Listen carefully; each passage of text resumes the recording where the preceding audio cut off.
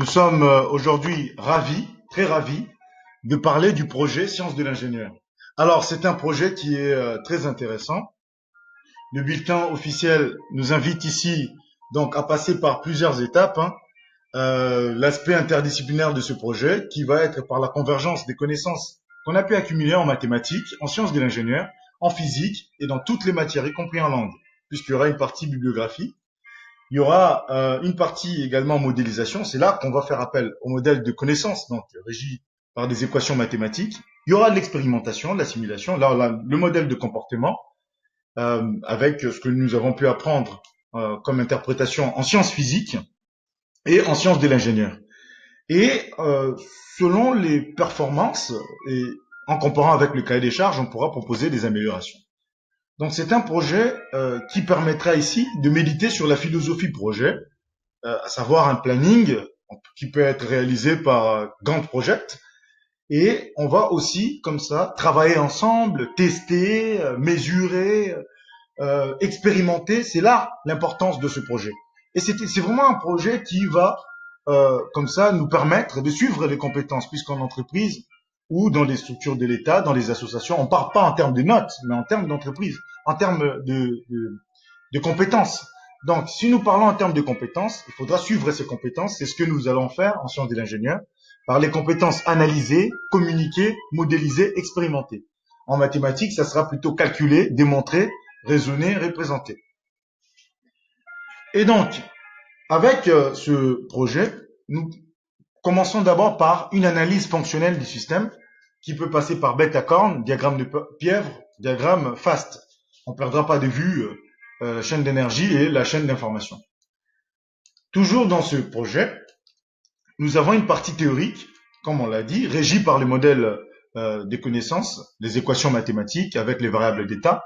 Ça peut passer par l'équation des gaz parfaits, mais aussi par le principe fondamental de la dynamique ou tant d'autres équations que nous connaissons, telles que les théorèmes liés aux énergies.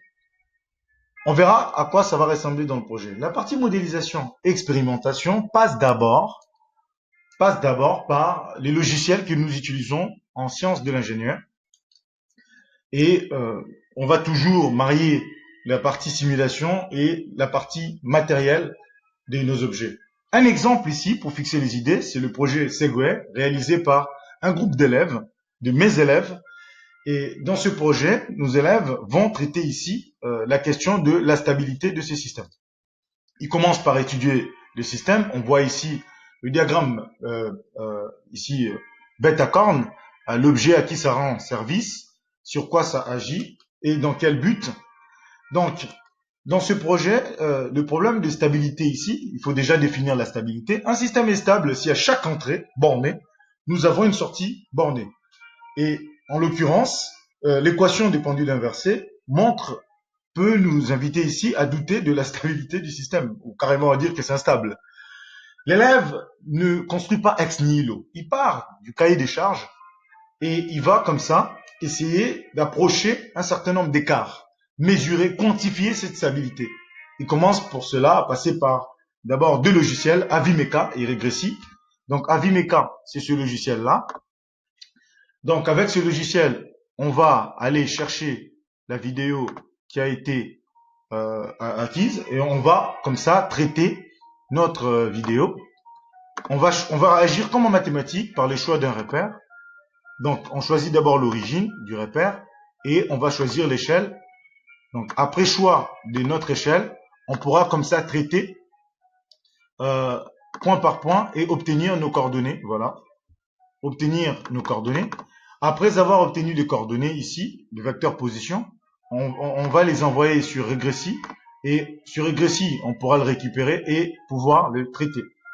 Donc pour revenir sur le projet, l'élève observe ici un écart en termes de stabilité.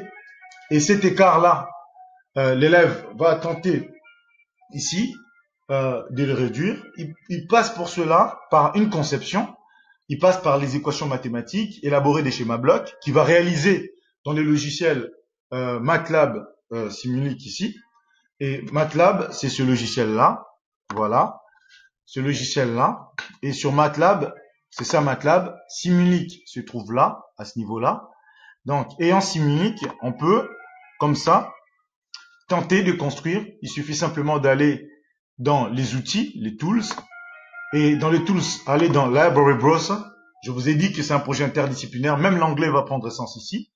Et là, vous allez dans Commonly Used Blocks, donc les blocs qu'on utilise régulièrement. Et là, on pourra choisir, voilà, bloc par bloc, les fonctions constantes. On l'a vu en mathématiques, ici on va les utiliser. On ira jusqu'à utiliser l'intégration, ici l'intégrateur, c'est ce qu'on a utilisé aussi en mathématiques. Et on peut tout utiliser, même les gains, voilà. On a tout à gagner dans ce projet, sciences de l'ingénieur. Donc, dans ce projet-là, l'élève va tenter par le modèle MATLAB d'obtenir ici, d'approcher la stabilité en mesurant, en ayant des formes d'ondes et en approchant donc l'accélération. L'accélération et la courbe de vitesse. De là, l'élève va essayer également de quantifier la stabilité grâce aux appareils de mesure.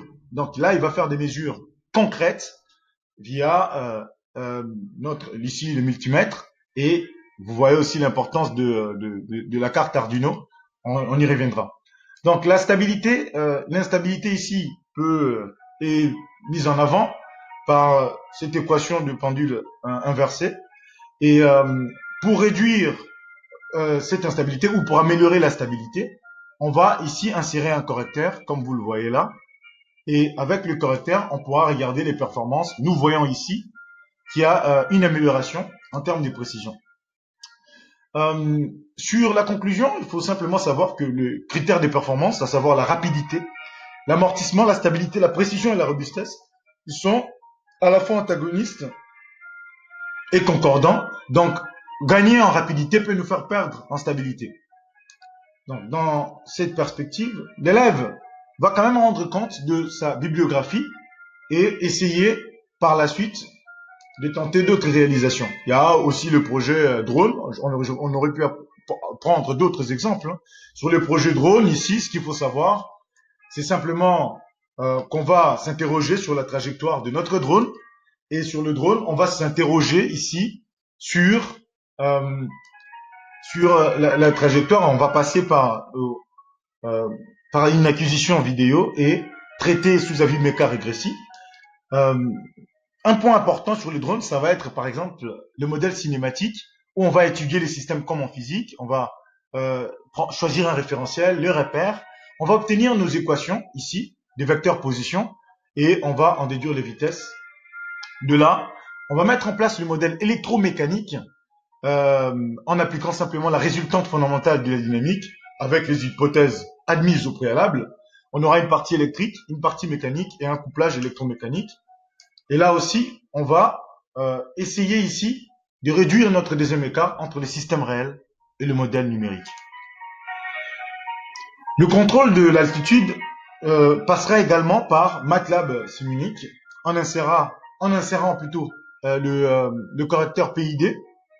Et là, on pourra essayer d'améliorer nos performances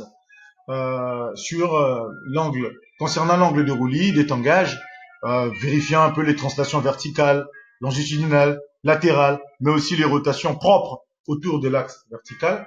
On a ici un exemple où on voit nos coordonnées. Et en les coordonnées, on peut essayer de regarder si on a atteint notre cible, notre target. Donc, contrôler l'assiette et la trajectoire du drone, c'est vraiment un sujet très intéressant. Et l'importance sera aussi de vérifier notre troisième écart entre le modèle numérique et le cahier des charges. Donc, l'élève va comme ça, au fur et à mesure, tenir une boîte à idées où il va, tout ce qu'il apprend ou ses interrogations. Une des interrogations, ça peut être comment créer une application pour pour smartphone ici. Bah, on peut passer par exemple sur App Inventor, la carte Arduino, dont on connaît l'importance ici dans ce projet. Et donc, c'est un projet passionnant, un projet intéressant. Je peux même dire que c'est motivant. C'est à vous maintenant de jouer, de travailler ce projet et de tenter de réaliser au maximum